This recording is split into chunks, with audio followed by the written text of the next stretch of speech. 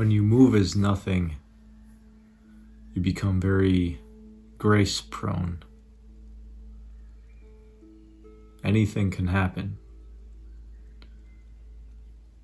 It doesn't matter what moves through your experience, because it's not your experience. It's just experience. It's just beingness being. It's just movement moving.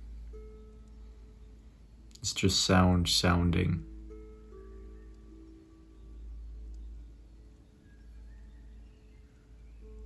Nothing is planned, so anything can happen.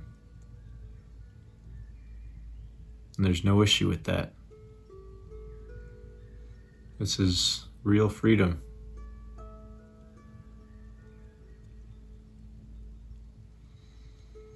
This is how life meets life, without an intermediary. Almost everybody in this world is walking through life with a sense of self. And that sense of self is a barrier between true life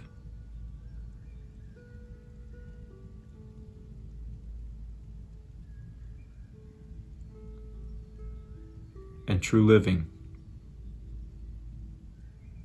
It's an illusory barrier, the self. It's not real. It's a concept. But that concept warps and changes how reality is experienced. For an apparent perceiver, an apparent liver of life, it's untrue. It may sound like a concept, that which I'm speaking about right now, but in truth, it's conceptless. That is your true nature.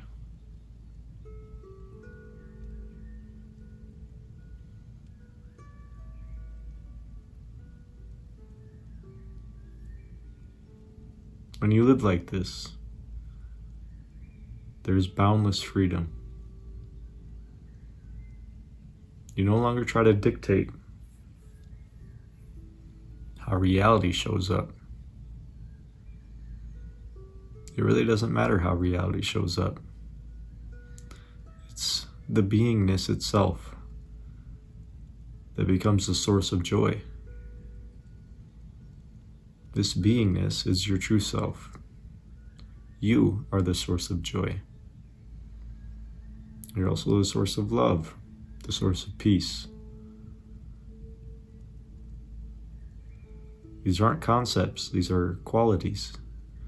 Qualities of your inherent and true nature. This isn't something I picked up. This is what remained when everything else dropped away.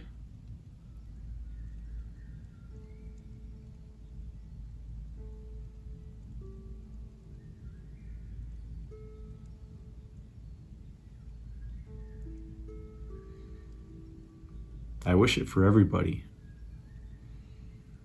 In truth, there are no everybodies. There's just the one self. But somehow, when the one self appears as many, and then identifies with a part of the many, which is personal perspective, the billions, 8 billion or so, if we're talking human forms of consciousness, it identifies with each one and then takes itself to be each one. You are not one self within a myriad of 8 billion others. You're the self of all. There are no 8 billion selves. There's one self. It's a singular essence, a singular being.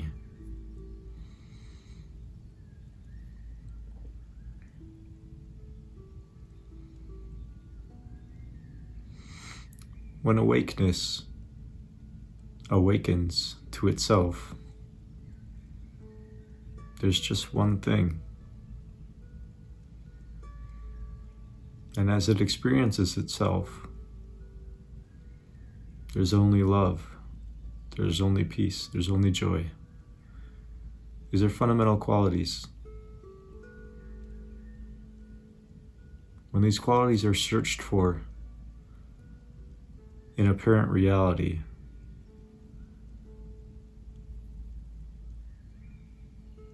their true essence is filtered through lenses of delusion. You think joy comes from expensive things or from meaningful relationships. You can find joy in those, but they're coming through peepholes. Those qualities are coming through the peepholes of identification and concept. It's a slow drip that you then experience of these qualities. It's not the wholeness. Everything you want, you think you want because of these qualities. But if you were to see that these qualities are not born of things, and instead that these things just provide you with peepholes into the essence of true reality, you'll stop looking for peace, love, and joy in the individuated concepts of things or people.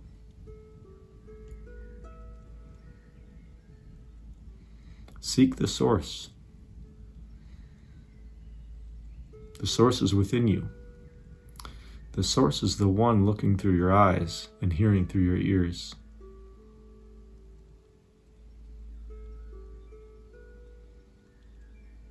If thoughts arise, that's what source is appearing as.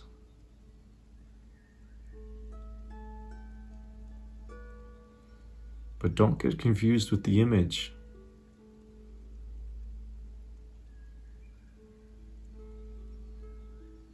Look to the source of aliveness. What is existence? The question, who am I, is not a personal question.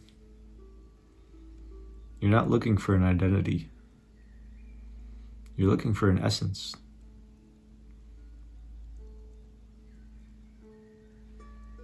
When you find it, you'll find that there's no you there. You'll find that there's just a singular essence. And as you live that, and you look around, you'll see that everything is that singular essence.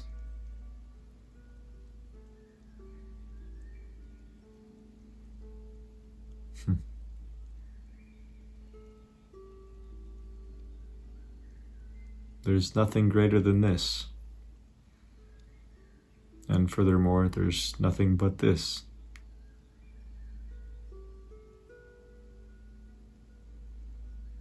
This is how infinity is appearing in this moment. And if you find the essence of infinity, you find yourself. You find the essence of everything.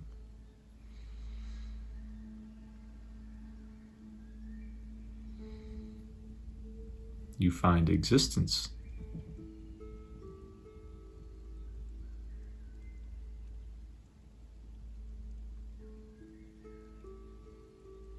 You find peace.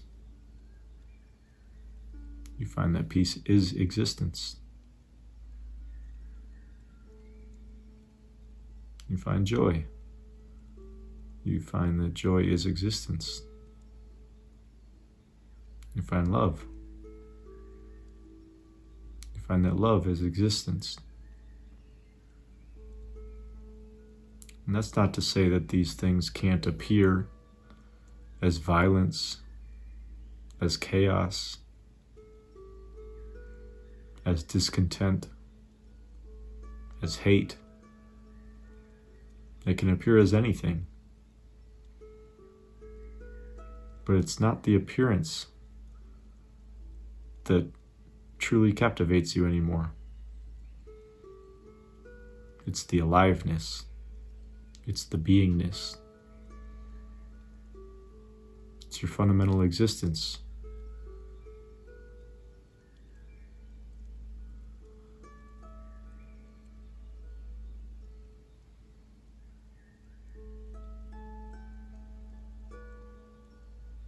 When you travel to the place where there's no more you,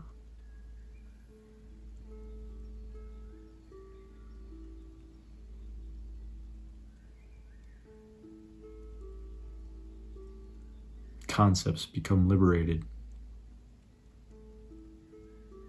They evaporate. The lines between personal self and other selves dissipate.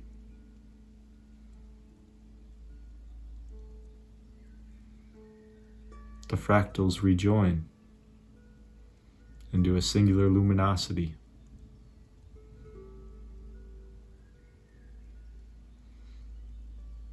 I wish it for everybody.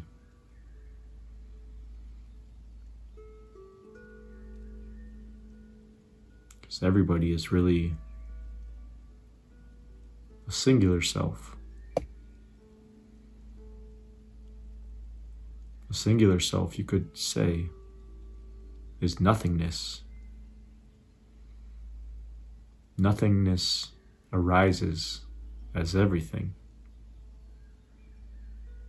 It's a great mystery. But to live the mystery and to be intimate with the knowledge of it,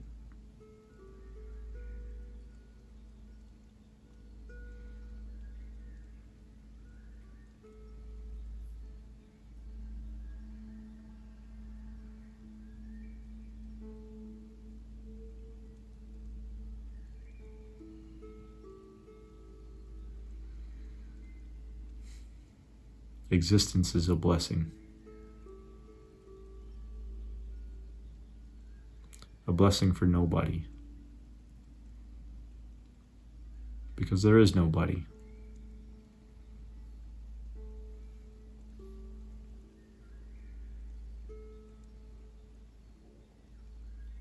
There's just this. And this is the immaculate essence of being.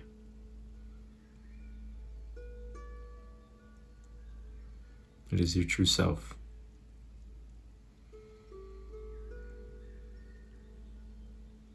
This channel is calling you here.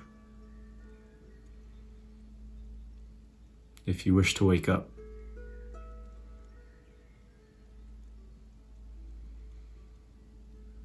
It doesn't matter if you wake up or not. This is all there is, regardless of whether you wake up or not.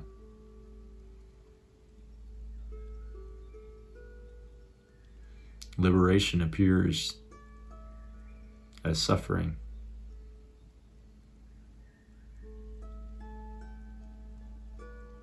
As nothing appears as everything.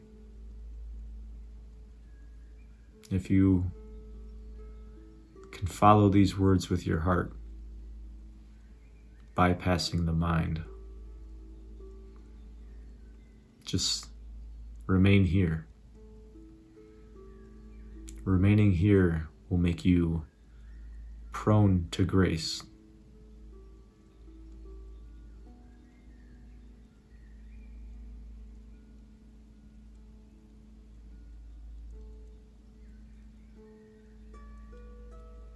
This is liberation.